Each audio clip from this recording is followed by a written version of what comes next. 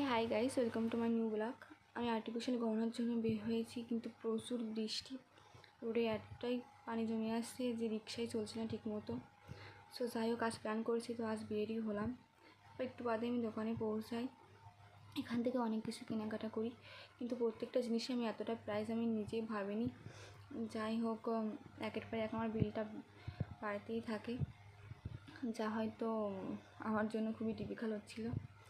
যাই হোক, আমি আমার যেগুলো লাগবে সবগুলোই আমি কেনাকাটা করি এবং শেষে রুমে আসি এবং চুড়ি বানানোর জন্য প্রথমে কিছু চুড়ি হাতে নিয়ে আমি বুঝতে পারছিলাম না কেমনভাবে কী করব।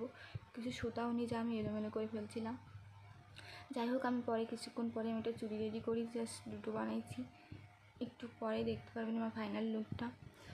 সো আমার ফাইনাল লুক কেমন হলো সবাই কমেন্ট করে জানাবেন এবং লাইক শেয়ার করবেন। Okay guys, tata, bye bye, সবাই ভালো থাকবেন এবং আমার ভিডিওগুলো লাইক করবে। Hi guys, welcome to my new blog. আমি আর্টিফিশিয়াল গহনার জন্য বের হয়েছি, কিন্তু প্রচুর বৃষ্টি, রোডে এতটাই পানি জমে আসছে যে রিক্সাই চলছে না ঠিক মতো। সো যাই হোক, আজ প্ল্যান করেছি, তো আজ বেরই হলাম। একটু বাদে আমি দোকানে পৌঁছাই। এখান থেকে অনেক কিছু কেনাকাটা করি, কিন্তু প্রত্যেকটা জিনিসে আমি এতটা প্রাইস আমি নিজেই ভাবিনি। যাই হোক, একের পর এক আমার বিলটা বাড়তেই থাকে, যা হয়তো আমার জন্য খুবই ডিফিকাল্ট হচ্ছিলো। যাই হোক, আমি আমার যেগুলো লাগবে সবগুলোই আমি কেনাকাটা করি এবং শেষে রুমে আসি এবং চুড়ি বানানোর জন্য প্রথমে কিছু চুড়ি হাতে নিয়ে আমি বুঝতে পারছিলাম না কেমনভাবে কী করব।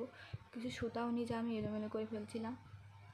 যাই হোক, আমি কিছুক্ষণ পরে আমি একটা চুড়ি রেডি করি, জাস্ট দুটো বানাইছি। একটু পরে দেখতে পারবেন আমার ফাইনাল লুকটা। সো আমার ফাইনাল লুক কেমন হলো সবাই কমেন্ট করে জানাবেন এবং লাইক শেয়ার করবেন। Okay guys, tata, bye bye, সবাই ভালো থাকবেন এবং আমার ভিডিওগুলো লাইক করবে।